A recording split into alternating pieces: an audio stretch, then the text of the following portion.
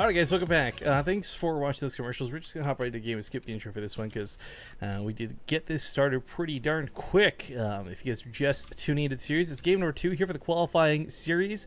It is, of course, 1-0 in the favor of our Zerg player, but spawning here in the bottom right, currently behind at the moment. He still has a whole loser's bracket to fall back to, but in this best of 3, he's down 1. I give you TCM's blue Terran player YoDa. He never left us, the red Zerg. It's dead pixels true.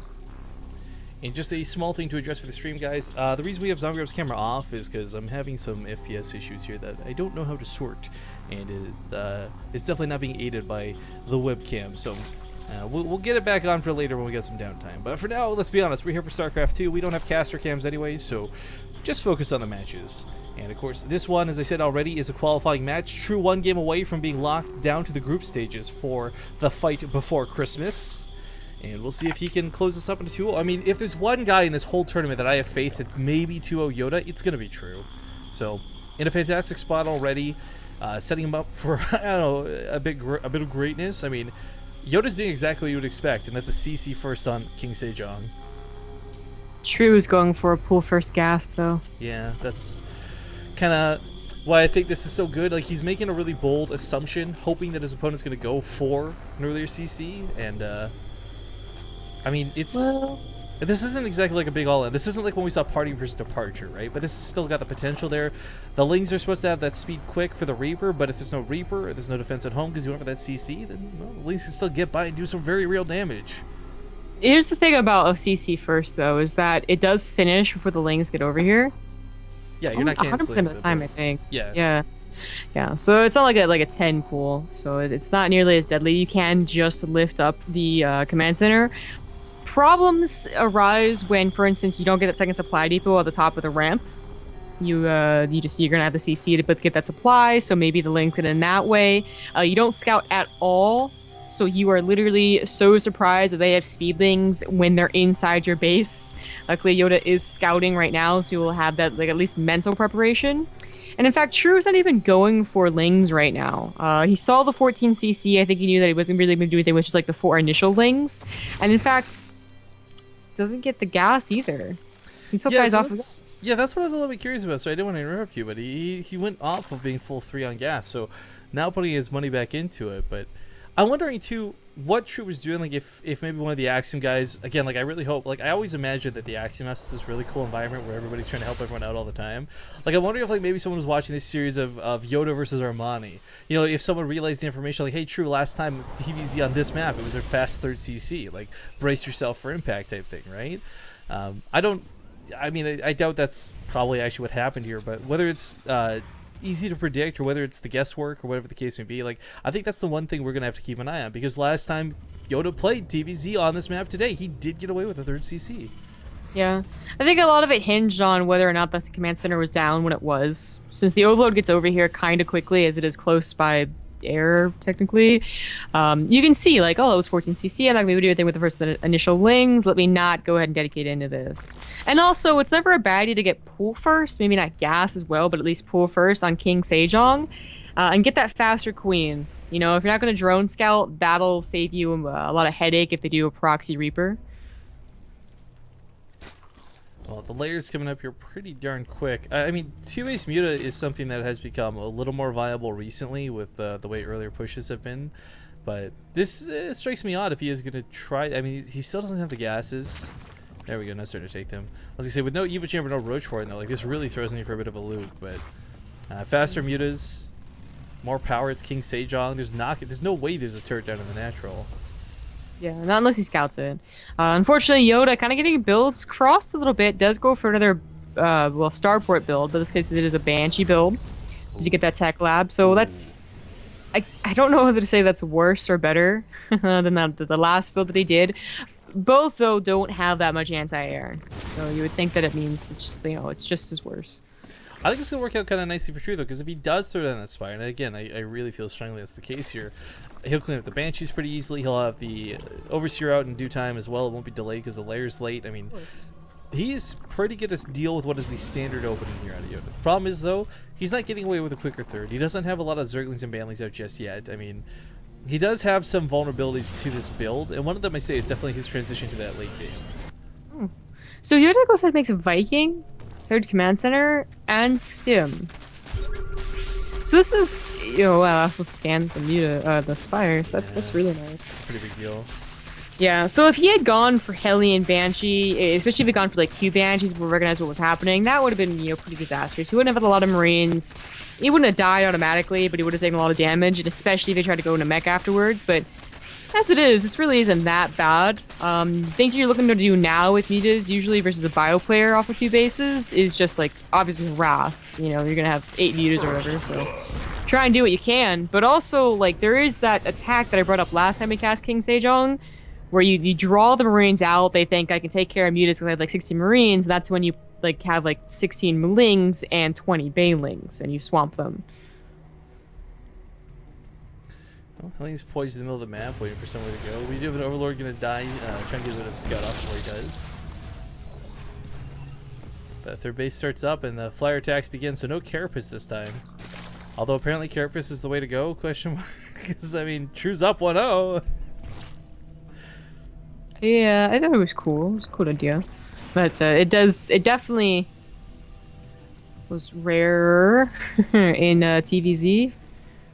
I don't know how to phrase that. I mean, versus really, mech, it happened. Versus like, bio, it happened rarely. Yeah, and like, I mean, you would see that Carapace upgrade at some point, but rarely first. I think it was kind of a key thing. But as far as True's sake goes, or sorry, YoDa's sake goes, he's not going mech this time. He's got bio coming, he's got stim packs. Like, everything he has is going to be a lot better suited for dealing with mutas. So, while the opener wasn't exactly super duper strong, I think he's okay coming to the late game here, the mid game. Yeah, and True isn't doing anything really off of the back of these faster mutas. So he got faster mutas, he'll be able to make sure that YoDa doesn't, you know, automatically pick up and go 2 base or 2 medevac drop. He won't be able to clear up creep, you know, just, you know, for free anymore either. But he's not looking to do anything else. He's gonna go into a regular macro game, 3rd base upgrades, and he didn't really lose too much off the back of it. YoDa is gonna be a little too paranoid to really push out. Well, actually, he has a big enough force now, I think, that he can. But, you know, he is waiting, because the mutas are going to be a little annoying, and he has no idea how much True is really investing into the mutas either. There could be just this amount, or there could be 7 more joining up with him, and, you know, they'll be able to take care of a missile turret, no problem. Well, classically hidden down here, I mean, we see this so often. You try and hide some Malings, you try and hide some Banelings, you try and hit and run this base a little bit later on. We do have some mutas harass in the main. I'm picking a couple SCVs, specifically gas mining ones. But yeah, this is last time we saw this for some run. I thought that supply wall was down so quickly. He never really took some damage from this, but True's gonna roll in here. The downside for True though is there's really not that many SCVs to pick off. Yeah, and the army's there too. Actually, trading it with the army might be better than going for the SCV line right now. I don't know. It's hard call to make because they're not gonna get a lot done either way. But does take out the bunker. Yeah, a couple of Hellions as well. Those would have been Hellbats, so that's nice. Behind this, True's 4th is about to finish. His creep spread on the left side is really good as well. Again, YoDa has not been able to really push in time to catch that first creep tumor and then really apply a lot of pressure. He does have to scan twice for really scaring the Zerg. Another counterattack is set up. King Sejong's so good for counterattacks. I always prefer seeing Zergs like True on this map. So to dive over the missile turret, dive through the Viking. You know, again, 3 places going at the same time. Defending at home, True's in a lot of trouble. He's trying to cause some counterattack damage. The bunker gets busted way too late. All the Zerglings are gone. Like, that's really unfortunate the timing in which that came in. But he's going to lose his 4th. He's got a couple of Banelings set up at home. True's got round 2 also coming up behind us. So he's going to have to give up the Satchery. It's a little bit sad to see, but it's absolutely necessary. It's not necessarily game yet, but it's True not dealing any damage with, losing a couple of moves right there. With the other counterattack is really starting to hurt. I mean, that's 2 attacks on that 3rd base. It just does not work out. A lot of gas, a lot of minerals, and of course losing that 4th. Not so good either. Nice turret placement on that 2nd one. A couple of shots do go off for essentially free. But YoDa, you know, he picked off the refinery. He's cutting in his opponent's gas. Is still harassing little bits here and there. The magic of mutas can never be underestimated. Even though he lost the base, as long as True's got like the absolute most perfect control for the rest of the game, like I really feel strongly these mutas can carry him to victory. King Sejong is just a hard map to defend against mutas on. Yeah. YoDa, I mean, his upgrades are about to finish. He's starting to get the Thor count up as well. True upgrades, well, they're pretty far behind. They only just started. Although we did invest into +2 flyer attacks pretty quickly. Duck out. Watch out for those Widow Mines. Watch out for those Marines, though. Gonna get caught in several locations, but he will take an escape to the south, maybe? No, it flies north. I mean, he's gonna bleed out some Mutas no matter where he goes. Gotta dance, man. Gotta dance. The army from YoDa is starting to get to that really powerful point where, and the production as well. So he can push out, and he has enough production that he will be able to take care of this amount of mutas. It's at 16. When it gets to 25, that's when you actually you can't depend on your production anymore. But as it is, yeah, the push out's really scary. You did scan to see what base is being taken. In fact, true double expand. So for True behind this, while he's attacking the main, I think I like what he's doing with picking off the reactors more than the SCV count. Because if you cut into your opponent's production, that's every Terran player's Achilles heel. Not be able to make 9 Marines at a time, but forced to make 5, that's really going to screw him over. But depots are lowered. I'm not sure why. It was like an open invite to the base as he does back away from this. Muta's still harassing the main, trying to make sure that reactor does not go back up in the factory. Doesn't want to have to deal with 2 Widow Mines at a time. Meanwhile, the big attack towards that 5th. he has an army. Again, he's choosing to sacrifice the base. Could have saved the drones at least. I don't know what was up with that, but the 3rd is cleaned up for YoDa. Again, True did double expand, so he can send his drones off to the left side now. But obviously, that's that's a lot of money going into it. But we cast was it Revival or Impact? I think it was Impact, where he expanded to either base 8 times in a game, and he still won it out. So it's so far not a big deal. It's the back and forth trade. Missile turrets are being built once again to try and protect against these mutas. They've certainly been annoying to say the least, but they've actually been pretty effective too. But a lot of banelings have been made behind this. I mean, True's kind of getting to this point where he's going to overwhelm YoDa's army. But again, it's always the case with Terran, you're never fighting just one wave. It's not one death ball you have to take care of. It's always the rally, always the reinforcements. So not the best trades there in the initial banelings, but he runs a lot of links past this towards the reinforcement line. He's going to cut off those reinforcements. He's going to deal with these Marines. He'll take out that Thor. Oh, good shots on the Thor, though, bring a lot of those mutas down. Another Thor pops out just in time, too. I don't think he can afford to actually do this. This is no longer a counterattack. Oh, he's going to die to turrets. Dying. Mutas are starting to bleed out here. These banelings still have not engaged into this base. I mean, rightfully so. Everything's so spread out so nicely, but I don't even know if it's possible for True to get enough damage to make this worthwhile at this point. He's lost so much for it. A lot of it was Zerglings, yes, but Mutalisk as well. Yeah, we're concerned about the Mutalisk. That was really starting to become his hope in coming back to this game. And he's up to 20, maybe more. Now he's up to 15 again after using his money for it. But lost another base, another 4th. He did expand again over to the right side, so just move it all over. Keep transferring over, but that 3/3 is kicking in here in 10 seconds. I mean, that's going to give these Marines so much potency against the Mutalisk. It's going to fry them alive. He'll pick them off really quickly if they fly over top of them for even a moment. But I still can't help but focus on the insane amount of banelings True has. As long as he's got this many banelings, he's still got a shot in this game. Yeah.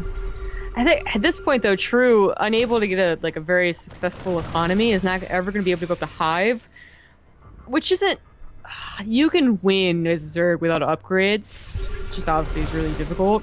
And a lot of those games usually rely on mutas doing a lot of counterattack damage. But again, True lost so many, he doesn't really have that. Great baneling trade out there. Takes out most of the Widow Mines, so there's not that much left. The mutas are, they're antsy for a fight, but I kind of feel like he needs to clean up this army, pushing and encroaching towards his 5th. He's going to be so careful here. Thor's actually going to get taken out here really nicely. Kind of waste some of the banelings. That kind of sucks, but the Muta's still in quite high numbers, sitting on 17. Can't fight the army head on, but can certainly support banelings and Zerglings without issue. True. I don't know how he has so much money after spending 600 minerals at a time. He loses a base, he rebuilds it, and also one off to the other side. That's 600 minerals at a time. Yeah. And he's still banking minerals. Well, right now neither player is quite maxed out either. Still so many banelings here. I'm really worried about the Widow Mines. They're going to be real decision makers, I feel, when it comes to fighting properly here. But these banelings have got to be split. They can't come in a bit at a time. He's actually going to segment those lings off and do the same attack that was so ineffective the first time around. Try and cut off those reinforcements while holding his 5th. Widow Mines are killing more Marauders in this cast. Yeah, I know, today especially, right? But I'm surprised he didn't bring any banelings with him for this attack down here. Oh my god, that Widow Mine gets 25 kills!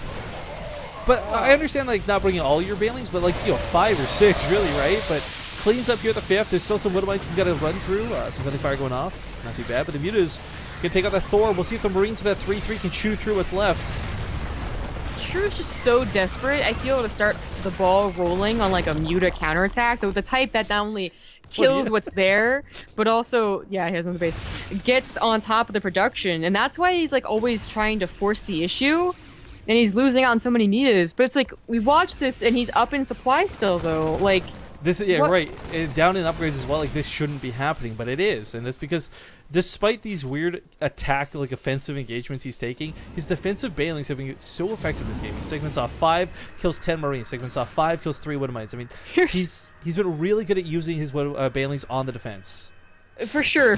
But just also the fact that he hasn't used them every single time he's defending. He's just giving up the bases. So usually they lose 30 banelings and they lose the base, and they're like, oh shucks. But if they don't lose the 30 banelings, I guess it's still okay. Oh, apparently this is how you play the game. Well, it makes me think back again to that Nerd Show series, right? Like, I guess just using lots of banelings in the right way can be how you get it done.